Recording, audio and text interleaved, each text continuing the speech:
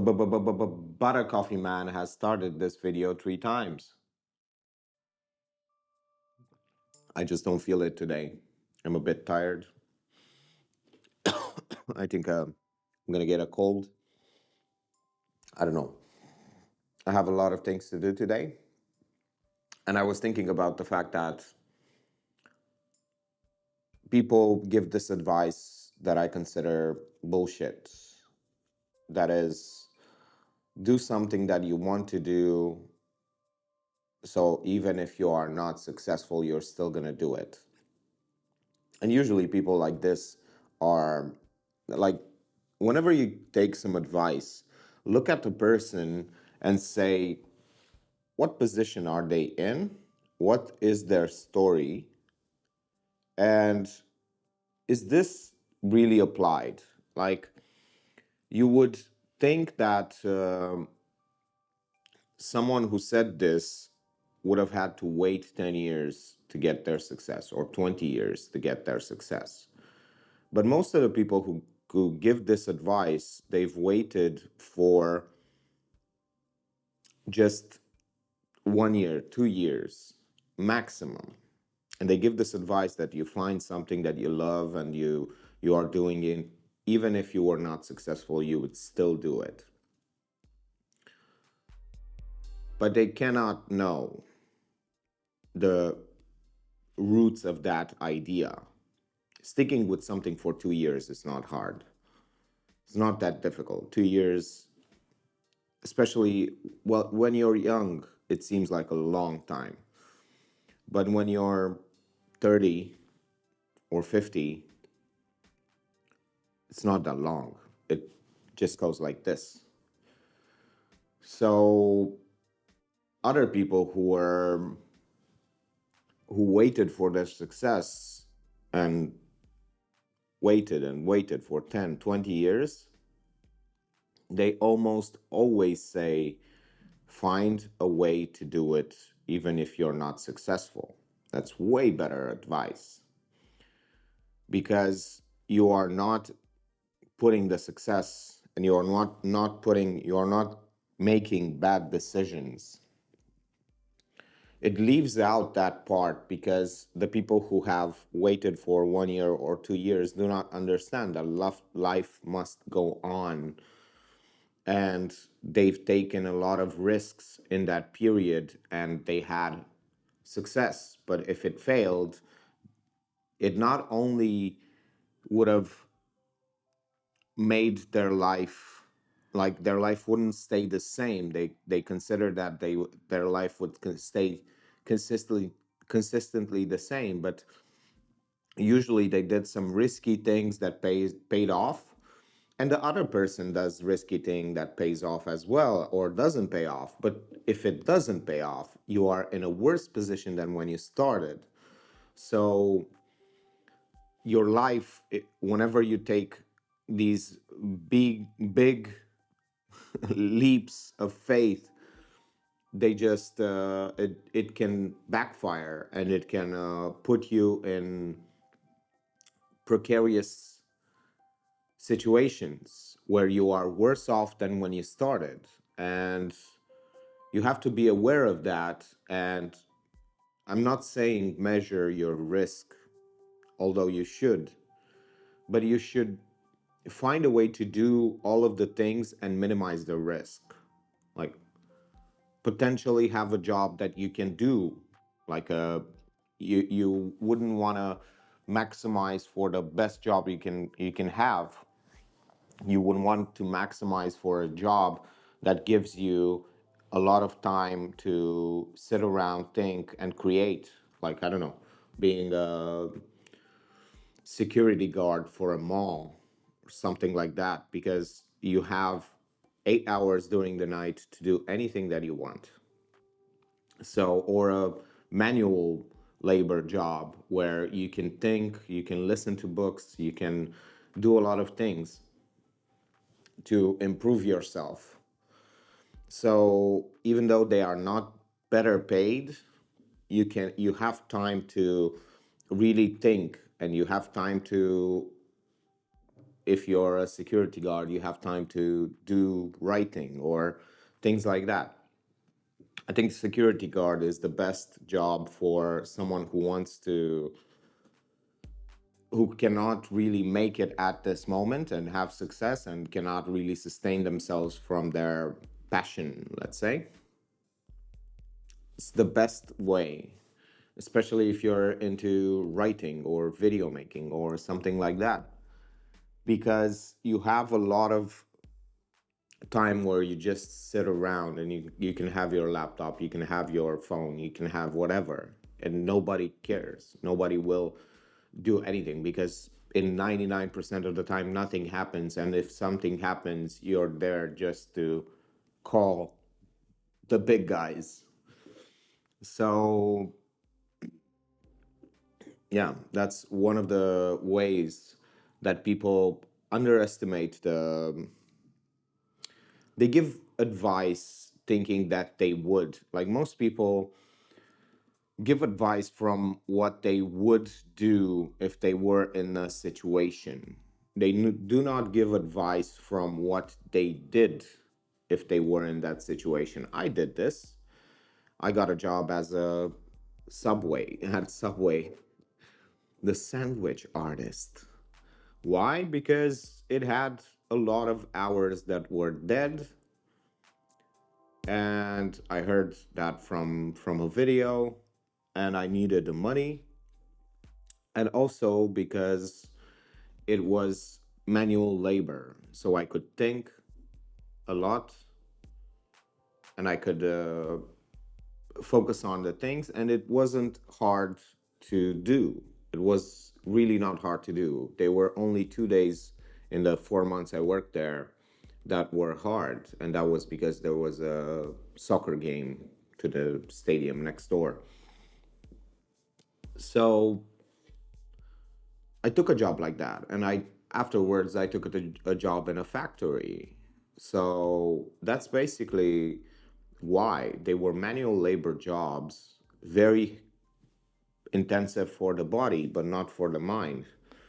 And I could think, I could do things, I could paint, I could. They weren't demanding on the task that I wanted to achieve, on the thing that I wanted to achieve, and that's really why I was very, very productive when I had these jobs, because I could just go home and spend another 3 or 4 hours working, or 5 hours even. So that's how you take advantage of the fact that you are not yet successful. You are still doing, you are still trying to make it, trying to make a name for yourself, but it's hard and it's difficult, and you don't have the resources, and you don't have the connections, and you don't have the people trusting you, and you don't have all of those things. And on top of that, you judge yourself all the time. You have doubts about every move that you make, and that does not come easily. Confidence, I mean, it doesn't come easily. You cannot just will yourself into confidence and I'm going to make it when the world shows you all the time that you're not going to make it. You have not made it. You are still where you were 3 years ago or worse.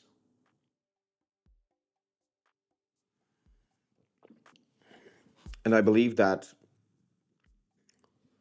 you can get better and better and better. That's in your control. Get better and prepare yourself to have all that you need for when you make it. Like, I don't know, if you're a writer, what would you say on stage? Prepare your speech 3 times, 4 times a week, even 2 times a day. It takes 20 minutes. Prepare your TED talk. 20 minutes a day, prepare your TED talk. You become better at talking, you understand how to explain what you are doing, and you are giving this awesome presentation. Work on that presentation. So you understand that you have the power to prepare yourself for success. I think that I gave this advice to a friend of mine and she took it. I told her, she asked me, how come you are successful at painting? I was having a meteoric rise at the moment. And I told her, have two exhibitions ready. Just focus on that. Just on that. Just focus on having two exhibitions ready. What does that mean? That mean 60 paintings, preferably two series. And she did. And she didn't even finish the first series and she got an exhibition. Lo and behold, whenever you are doing stuff, you end up being a bit successful. She only sold like three paintings for quite cheap. But the the point was that you do the work, you prepare yourself for the output because you are it's one thing to say, "Oh, I can make a exhibition or I can write a book or I can do anything." Yeah, you can, but you should have done it. If you can, you should have done it by now, even though you didn't have the success. And this might sound exactly like, oh, you should do it even if you didn't have the success. No, you always want the success. You always hope for the success, even though the hope can feel bad, but you prepare yourself for that. You prepare yourself to tell the story like, look, I did not, I had this mentality from the beginning. I was in my studio apartment, well, my apartment, it's not my apartment, but it doesn't matter. I was in an apartment and you can see the video. I was telling people, prepare yourself for when you will have success. Do all the work that is required. Do a TED talk, presentation, prepare your speech, do prepare your stories, prepare your exhibitions, your book, whatever else. Even though you're not having external results and success, do it. And it's not faking it until you make it, because you're not faking it. You're not really telling anyone that you're more successful than you are. You're not. I don't believe in fake it until you make it. It leads to uh, very high risk situations whenever you are faking it until you make it, because you are fooling yourself and other people into believing you can do more than you can, and there isn't any you are potentially opening up yourself to failure in a way that embarrasses you, and not only embarrasses you, but it can have consequences. The way you get rid of that is by preparing yourself. You don't need any faking whenever you are prepared, whenever you've done that 1,000 times. You don't need. You can instantly go. So I think a better way to say it is prepare it until you make it instead of fake it until you make it. No. Drown all the things that make you unsuccessful with competence. Become competent, not confident. Do the things that are in your control. You always have in your control the ability to create more, the ability to create better, the ability to prepare yourself for inevitable success. I say inevitable, but yeah, if you are prepared enough, opportunities will show. And that's the key here. Most people who I've seen that are very successful have these meteoric rises, including myself. I had uh, an amazing period where I had too many exhibitions in a month to be able to produce them. And I did. I produced them because I was having, I had two exhibitions already prepared. And then a third one came in and I didn't have paintings for it. And a fourth one came in and I didn't have paintings for it. And in 1 week, I had to make quality paintings for those exhibitions, and I did, and it was an amazing experience to just work nonstop and then figure out that they were not going to dry until the exhibition and be like very careful to put them on the walls and like crazy, crazy period.